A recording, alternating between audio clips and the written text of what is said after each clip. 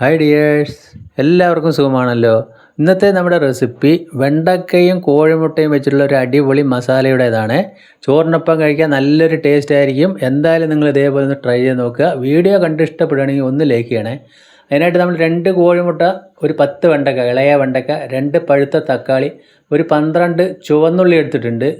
ഒരു വലിയ സ്പൂൺ അളവിൽ ജിഞ്ചർ ഗാർലിക് ചതച്ചാണ്. വെണ്ട ഈ വലിപ്പത്തിലാണ് കട്ട് ചെയ്തിരിക്കുന്നത്. ചുവന്നുള്ളി 2ആയിട്ട് കട്ട് ചെയ്യുക, അല്പം വലിപ്പത്തിൽ. തക്കാളി നല്ല പൊടിയായിട്ട് കട്ട് ചെയ്യുക. ഇനി ഒരു ബൗളിലേക്ക് ഒരു 1/4 സ്പൂണ് മുളക് പൊടി, ഒരല്പം ഉപ്പും ചേർത്ത് കൊടുത്തു. അതിലേക്ക് ഒരു 1/2 സ്പൂണ് വെള്ളം ഒഴിച്ച് ജസ്റ്റ് ഇതേപോലെ ഒന്ന് മിക്സ് ചെയ്ത് കൊടുക്കുക. എന്നിട്ട് ആ കോഴിമുട്ട പൊട്ടിച്ച് അതിലേക്ക് ഒഴിച്ച് നല്ലതുപോലെ മിക്സ് ചെയ്യാം. അപ്പോൾ നമ്മൾ കോഴിമുട്ടയുടെ മേലെ ഇത് മുളക് പൊടി ഇട്ട് കഴിഞ്ഞാൽ നന്നായിട്ട് കലങ്ങി കിട്ടില്ല. അപ്പോൾ നമ്മൾ സ്പൂൺ കൊണ്ട് നമ്മളത് നല്ലപോലെ കലക്കുന്ന സമയത്ത് ഇതേപോലെ ചെയ്താൽ മതി. കൃത്യമായിട്ട് കലങ്ങി വന്നിട്ടുണ്ട്. ഒരു ഫ്രൈ പാൻ അടുപ്പത്ത് വെച്ചു. മീഡിയം ഫ്ലെയിമിൽ ഇട്ടതിന് ശേഷം ഒരു 3/4 സ്പൂൺ ഓയിൽ ഒഴിച്ച് കൊടുത്തിട്ടുണ്ട്. അതൊന്ന് ചൂടായി വരുന്ന സമയത്ത് മുട്ട മിക്സ് അതിലേക്ക് ഒഴിച്ച് കൊടുക്കാം.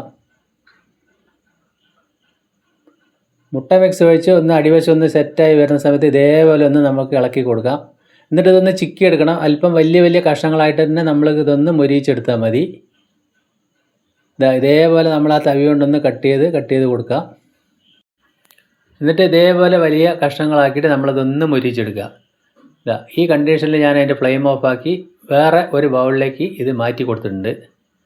അതേ ഫ്രൈ പാൻ വീണ്ടും അടുപ്പത്ത് വെക്കുക. അത് നല്ല ഇതേപോലെ തുടച്ച് വൃത്തിയാക്കുക. മീഡിയം ഫ്ലെയിമിലിടുക. ഒരു 1/2 സ്പൂൺ ഓയിൽ കൂടി ഒഴിച്ച് കൊടുക്കുക. അതിലേക്ക് കട്ട് ചെയ്ത് വെച്ചിരിക്കുന്ന വെണ്ട ഇട്ട് കൊടുക്കുക. എന്നിട്ട് അതിൻ്റെ പശയൊന്ന് വറ്റാൻ വേണ്ടിയിട്ട് ഒന്ന് ഇതേപോലെ ശരിക്കും ഇളക്കി കൊടുക്കുക. വെണ്ട ഇട്ടിട്ട് നമ്മൾക്ക് 2-3 മിനിറ്റ് ഇളക്കി കൊടുക്കണം. അതൊന്നൊരു വേവും കൂടി വേണം. ഇനി ഒരു നുള്ളുപ്പ് അതിൻ്റെ മേലെ ഒന്ന് വിതറി കൊടുക്കുന്നുണ്ട്, പെട്ടെന്നൊന്ന് വെന്ത് വരാനും കൂടിയിട്ടാണ്. ആ ഉപ്പൊക്കെ ഒന്ന് പിടിച്ചോട്ടെ.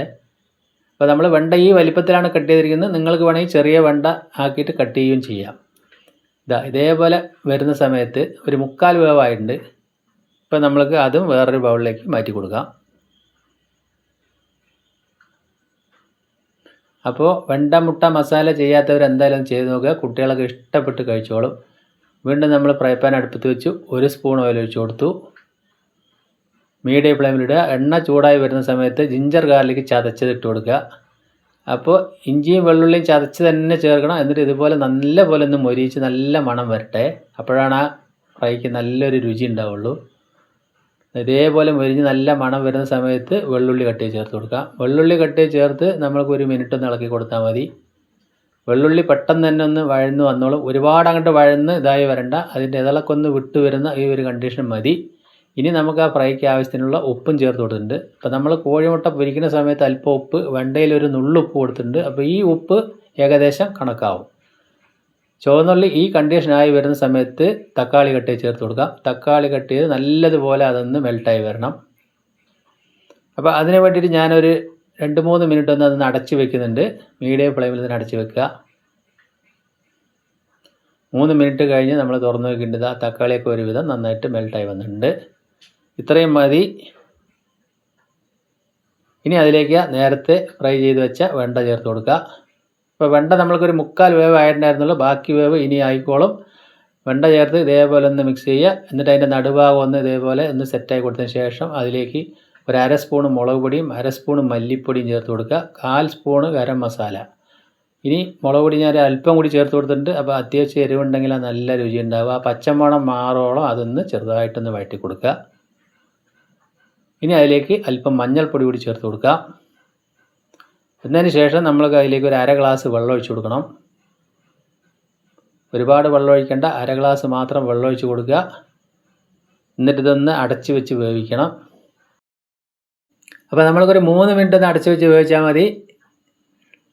3 മിനിറ്റ് കഴിഞ്ഞു. നമ്മൾക്ക് ഇതേപോലെ കിട്ടിയിട്ടുണ്ട്. ആ വെള്ളമൊക്കെ ഒന്ന് വറ്റിയതാണ്. വെണ്ടയൊക്കെ ശരിക്കും ഒന്ന് വെന്ത് വന്നിട്ടുണ്ട്. ഇനി അതിലേക്ക് ഒരു 2 കറിവേപ്പില കൂടി ചേർത്ത് കൊടുക്കുക. അപ്പോൾ നല്ലൊരു ടേസ്റ്റാണ്. ഈ ഘട്ടത്തിൽ നേരത്തെ ഫ്രൈ ചെയ്ത് വെച്ച കോഴിമുട്ടയും ചേർത്ത് കൊടുക്കുക. അപ്പോൾ നമ്മൾ വെണ്ടയ്ക്കയും തക്കാളിയും ഫ്രൈ ചെയ്ത് നമ്മൾ കഴിക്കുന്നതാണ് പെട്ടെന്നൊക്കെ.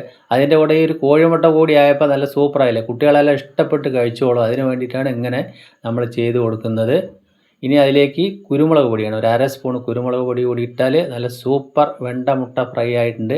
നല്ലൊരു ടേസ്റ്റാണ് ഇതിൻ്റെ കൂടെ കഴിക്കാൻ. അപ്പോൾ 2 തക്കാളി തന്നെ നമ്മളെടുത്ത് അത് ചെയ്യണം. അതേമാതിരി വെള്ളുള്ളി ഇഞ്ചി ഇതേപോലെ തന്നെ നമ്മൾ നല്ലപോലെ മൂപ്പിച്ച് കൊടുക്കുക. അപ്പോൾ നല്ല രുചിയായിരിക്കും. നമുക്കത് 2 മിനിറ്റും കൂടി ഒന്ന് ലോ ഫ്ലെയിമിൽ അടച്ച് വെക്കണം. ആ മസാലയൊക്കെ ഒന്ന് ആ മുട്ടയിൽ പിടിച്ച് വരാനാണ്. 2 മിനിറ്റും കൂടി കഴിഞ്ഞപ്പോൾ അത് കറക്റ്റായി വന്നിട്ടുണ്ട്. ഇപ്പോൾ ചോറിൻ്റെ കൂടെ പുരട്ടി കഴിക്കാൻ നല്ല സൂപ്പർ ടേസ്റ്റാണ്. പിന്നെ ലഞ്ച് ബോക്സിലൊക്കെ കൊടുത്തു വിടാൻ പറ്റും. ഇപ്പോൾ ഞാൻ അതിൻ്റെ ഫ്ലെയിം ഓഫാക്കി. ഇപ്പോൾ ഞാനത് വേറൊരു പാത്രത്തിലേക്ക് ഇതാ പകർത്തി കാണിച്ചു തരാം. അപ്പോൾ എൻ്റെ വീഡിയോ നിങ്ങൾക്ക് എല്ലാവർക്കും ഇഷ്ടപ്പെട്ടെന്ന് വിശ്വസിക്കുന്നു. ഇഷ്ടപ്പെട്ട് കഴിഞ്ഞാൽ ലൈക്ക് ചെയ്യണേ. പിന്നെ ആദ്യമായിട്ട് കാണുന്ന കൂട്ടുകാരൊന്ന് സബ്സ്ക്രൈബ് ചെയ്യുക. അപ്പോൾ അടിപൊളിയായില്ലേ? ഇതേപോലെ ചെയ്യാത്തവർ എന്തായാലും ഒന്ന് ചെയ്ത് നോക്കുക. ചൂട് ചോറിൻ്റെ കൂടെ അത് പുരട്ടി കഴിക്കാൻ നല്ല രുചിയാണ്. വീണ്ടും നല്ലൊരു വീഡിയോയുമായിട്ട് കാണാം. Thank you.